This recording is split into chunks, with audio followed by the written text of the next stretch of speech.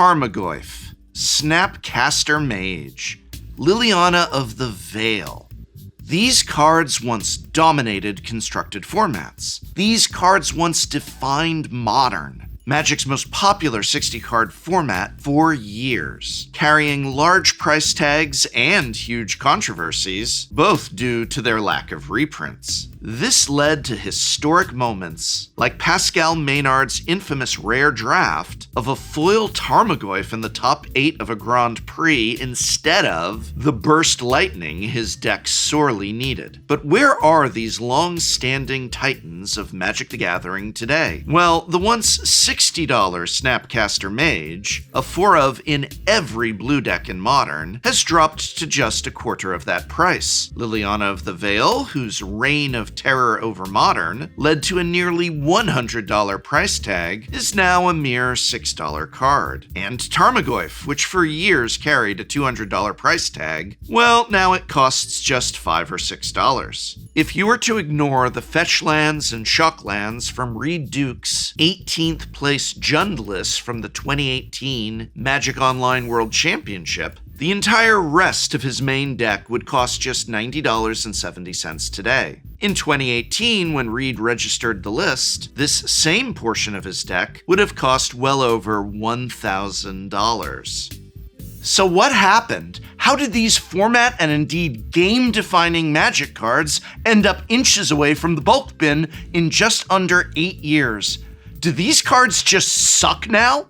While the easiest answer is to say, yes, they do suck now, and to then perhaps blame power creep, which is indeed a very real factor, in many cases, it's more complicated than that. In many cases, power creep is not as simple as a strictly better version of a card gets printed. It's more like the texture of the format changes with an influx of power, which pushes certain once-strong cards to the fringes. Conversely, some old powerhouses have not only withstood the deluge of pushed sets like Modern Horizons, Lord of the Rings, and the years of fire design we were subjected to, but they're actually even better now than they were back then. Take Primeval Titan, for instance, a card which has the longest staying power of any creature in Modern. It was a good card when the format started, and it's still one of the best cards in Modern today. Mox Opal came off the Modern ban list at the end of 2024, and immediately became one of the most powerful cards in the format. Past in Flames, Lotus Bloom, Goryo's Vengeance. These cards are just as good now as they were 10 years ago, if not better. Sadly, not every longtime staple is as lucky. For Snapcaster Mage, a vanilla 2/1 is not a relevant enough body in a format with Orcish Bowmaster and Oscillate Pride to make up for spending 2 extra mana to flashback an instant or sorcery. Liliana of the Veil, too, has suffered from a continued emphasis on mana efficiency in card design. By the time she comes down, your opponent may already have 4 or 5 creatures in play, if not more.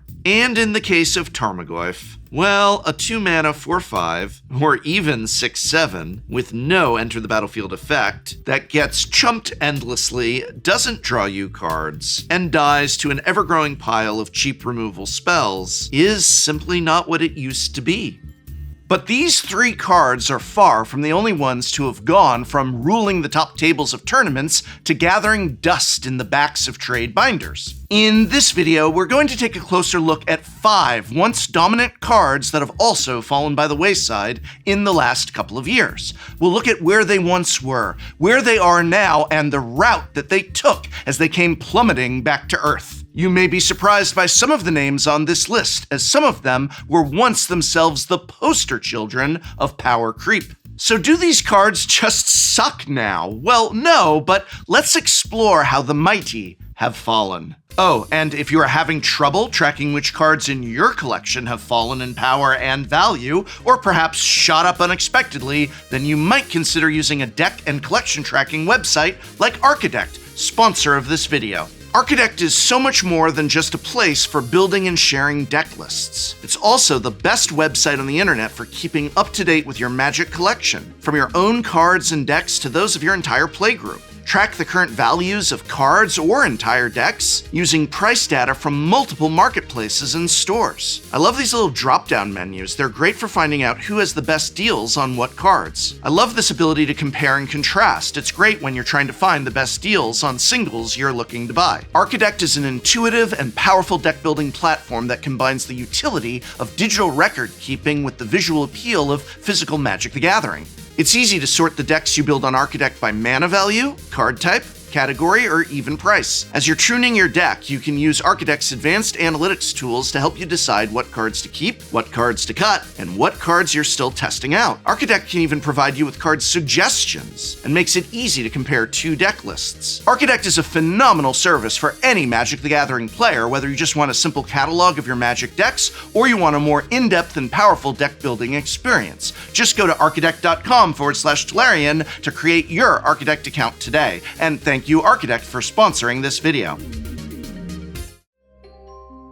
The first card I'm going to discuss is actually a card from the same era of Magic as Tarmogoyf, Snapcaster Mage, and Liliana of the Veil. Indeed, it most often saw play alongside Tarmogoyf and Liliana. That's right, I'm talking about the great one himself, Dark Confidant, Bob Marr's invitational card. Dark Confidant is more noteworthy than these other fallen giants for one simple reason. It is currently standard legal. Dark Confidant saw its first reprint in a standard set ever just last summer in Final Fantasy, but we'll get to that in a moment. Dark Confidant was once the premier source of card advantage in all of Magic the Gathering. It was arguably the strongest turn 2 play you could make in the format, even more devastating than Tarmogoyf in the early game. Bob was the quintessential removal check creature. If I slam a Dark Confidant on turn 2 and you don't have a lightning bolt or other way to kill it immediately, the extra card I'll accrue each turn will bury you.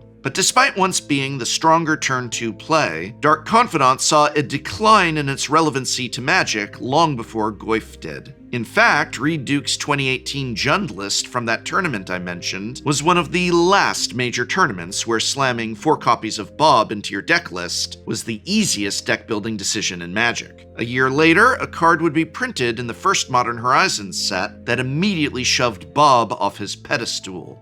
Wrenn and 6. The 2-mana Planeswalker quickly proved to be an even more powerful turn 2 play than Dark Confidant. Even worse for Bob's outlook, her -1 ability killed countless once dominant 1 toughness creatures in Modern. Dark Confidant was an $85 card in May of 2019, a month before Modern Horizons released. A year after its release, it had dropped to $50. This was a phenomenon that happened a lot in the beginning of the Modern Horizons era. Cards that were no longer playable in any constructed format still held on to a hefty price tag, simply due to players' memory of the card being good. Bob didn't drop below $20 until the release of Lord of the Rings back in 2023, which brought with it Orcish Bowmasters, yet another card that punished 1 toughness creatures.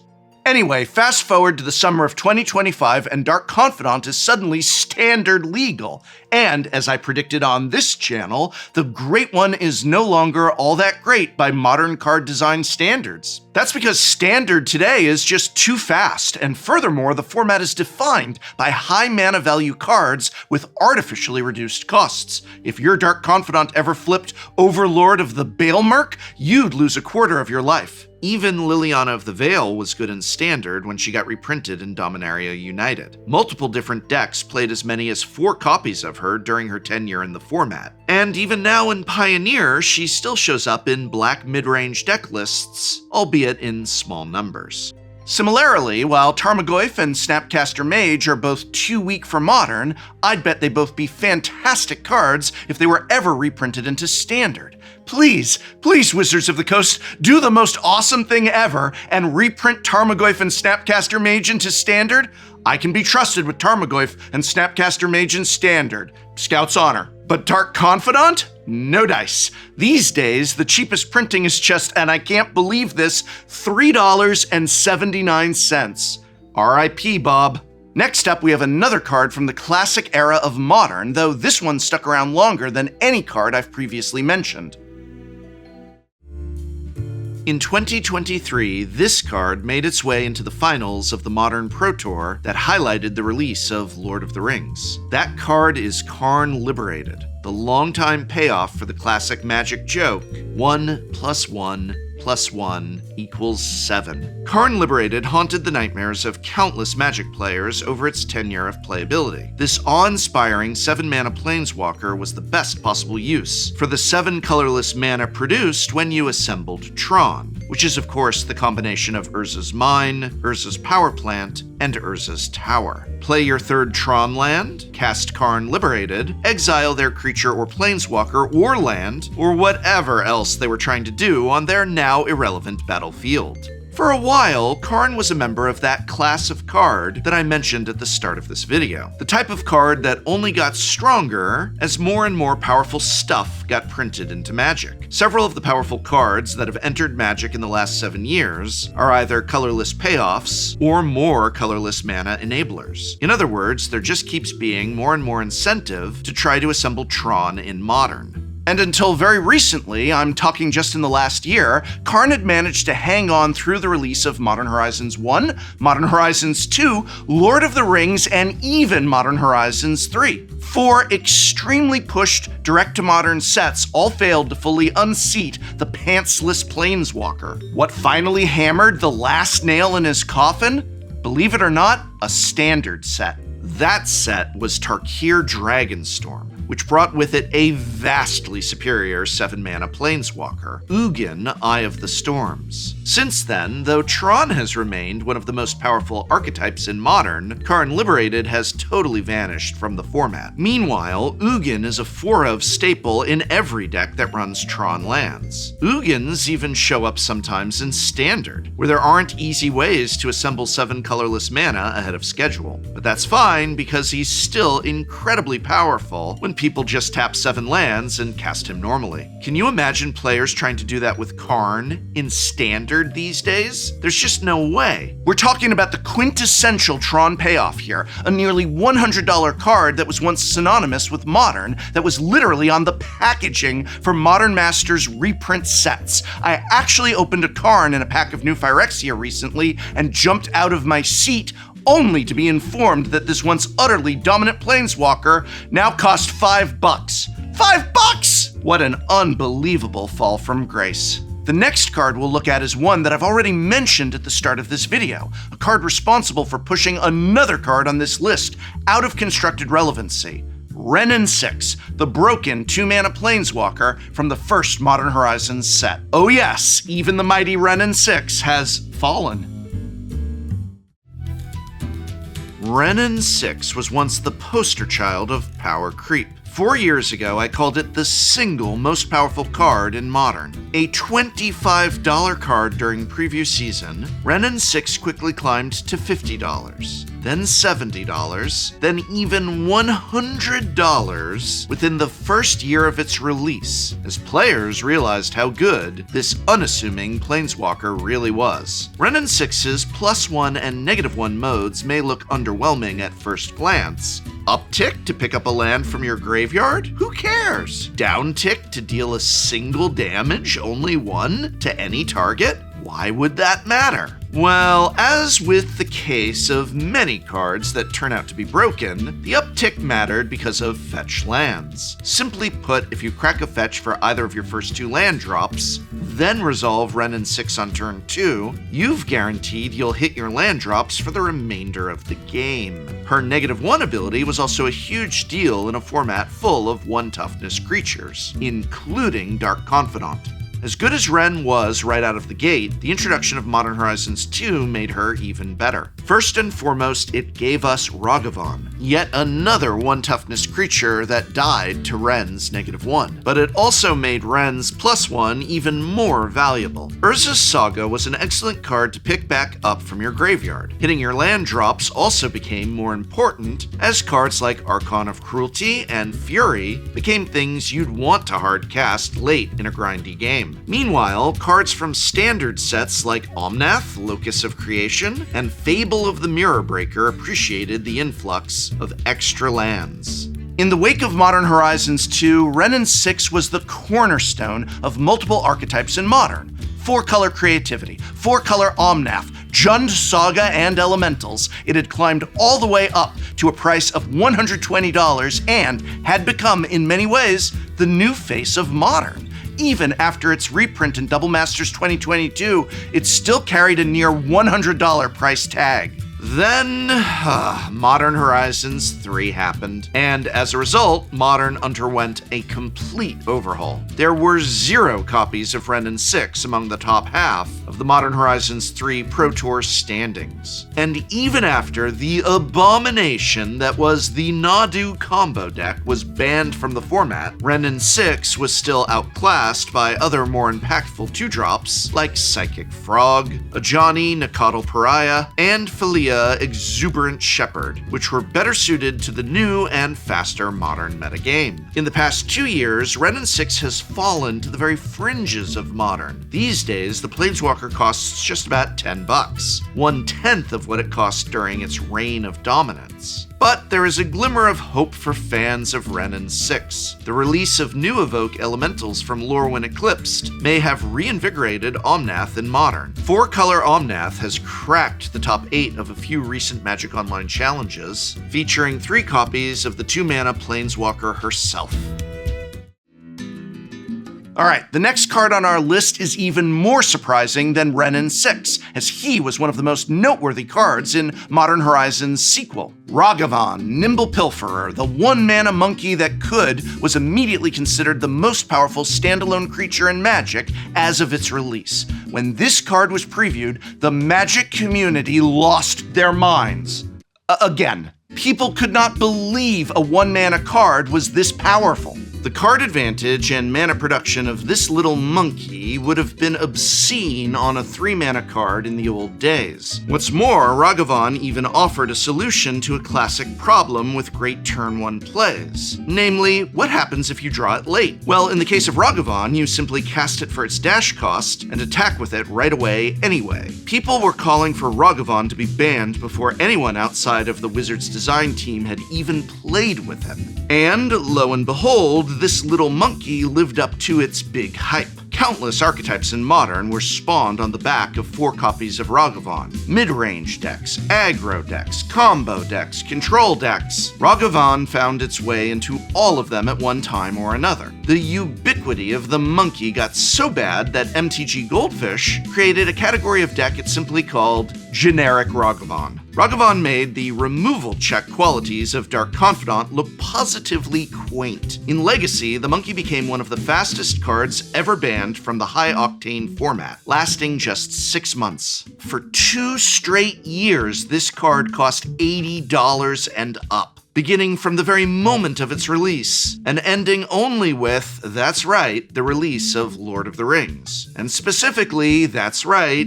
the card Orcish Bowmasters. Orcish Bowmasters did to Ragavan what Wrenn 6 did to Dark Confidant. A single Bowmasters could blank 3 Ragavans. The Enter the Battlefield ping could kill 1, the Orc Army token could block a second one, and the Bowmasters itself could jump in front of a third. Ragavan was still played after Orcish Bowmasters was released, but it was not nearly the powerhouse it once was. It continued to decline in price down to just $40 in the summer of 2024. Then Modern Horizons 3 released, and Ragavan wasn't even in the top 3 most powerful 1-drops anymore. That honor belonged to the trifecta of Guide of Souls, Oscillate Pride, and Tamiyo Inquisitive Student. The primary home for Ragavan was Boros Energy, where it served as turn 1 play numbers 9 through 12. By the end of 2024, Ragavan had dropped to $25. But even more so than Wrenn 6, Ragavan has been on an upward trajectory lately. Not only has it held steady in Boros Energy, but it even found a home in the new Jeskai Blink deck, where its primary function is as a removal magnet to help keep that exuberant shepherd alive.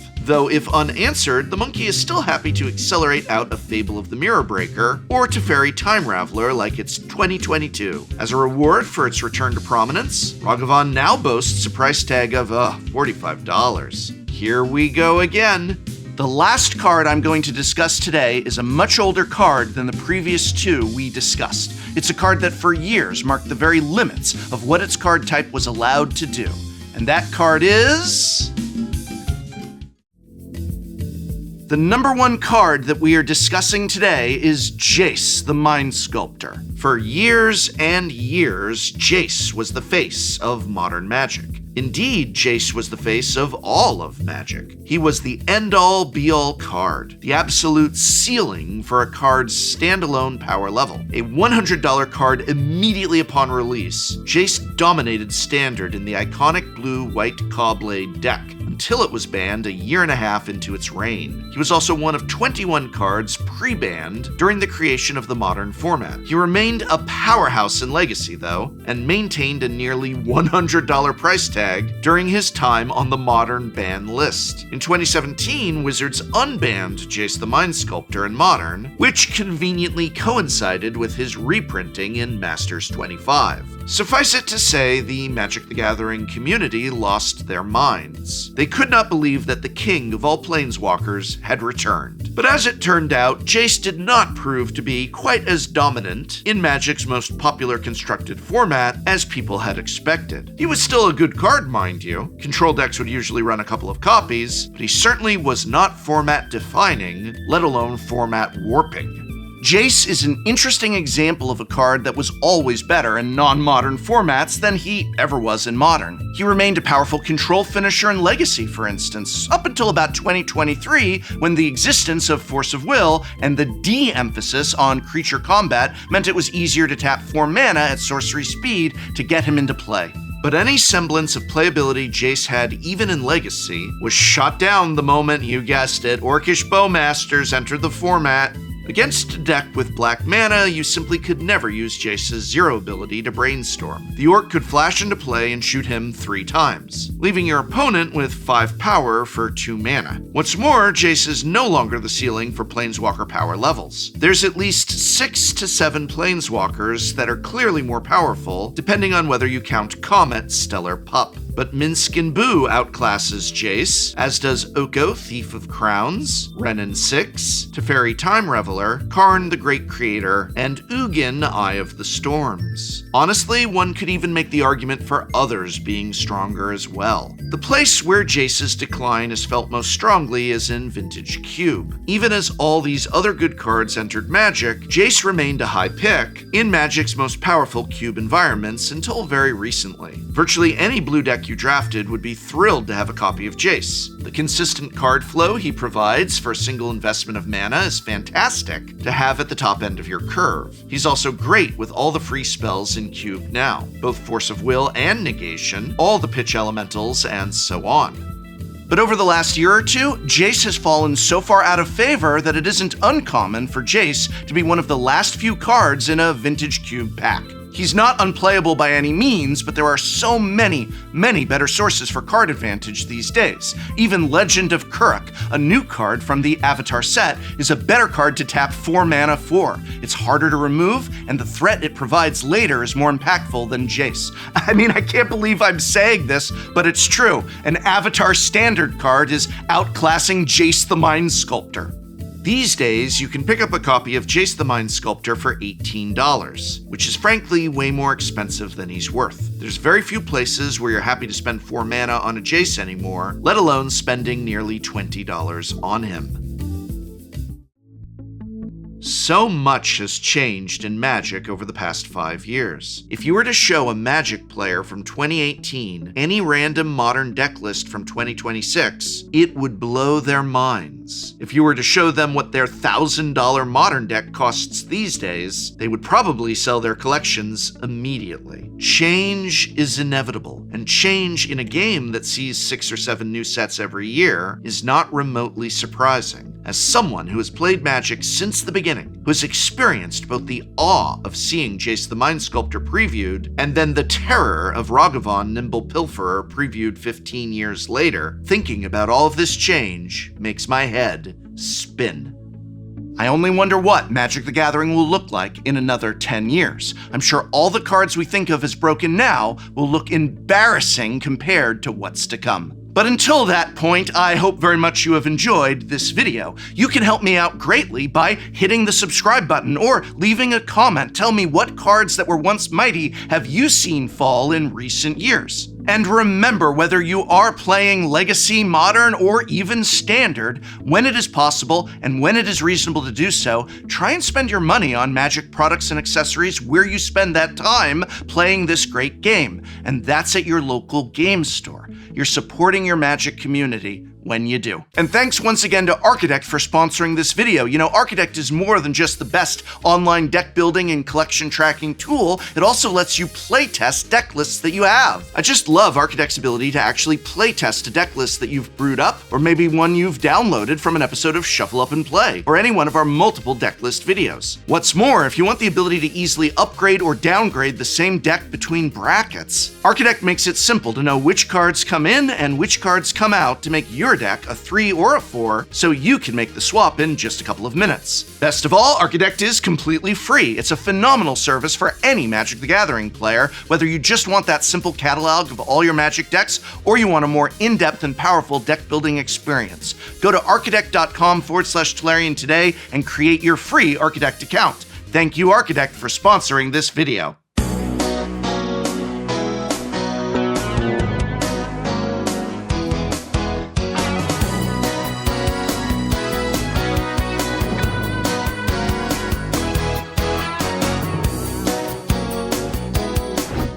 Next time on Shuffle Up and Play. What's up? It's Shuffle Up and Play with fans. We are playing with fan decks. Also, we're playing with a very special guest. I'm Mark Rosewater. I'm the head designer for Magic the Gathering. 30 years, and you have not killed it yet. I keep trying every year. I know you do. This goal of destroying Magic, Mark, you're not delivering. So. And the angel's gonna hit. Down to 6. Down to 6.